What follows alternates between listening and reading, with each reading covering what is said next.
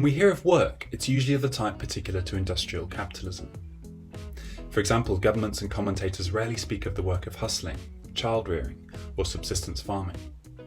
Instead, work is generally referred to in the narrow sense as paid, non-domestic, legally codified employment, based on the historical experiences of industrial workers in the global north.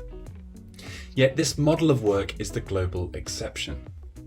Today, the International Labour Organization estimates that less than a third of the global working age population are waged and salaried workers. And of this population, many lack access to permanent full-time contracts and are reliant on side hustles of various kinds in order to make a living. In this book, we attempt to rethink work from the perspective of the global majority, the hustlers, rickshaw drivers, co-op founders and migrant workers for whom wage employment is not the norm.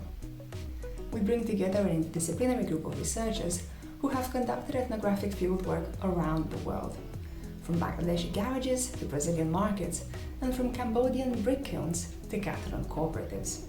Contributors take empirical and theoretical observation from the global south, while seeking to shed new light on work in post-industrial regions of the global north. One of the arguments we make in the book is that the language we have to describe work conceals more than it reveals about the activities through which most people in the world make a living.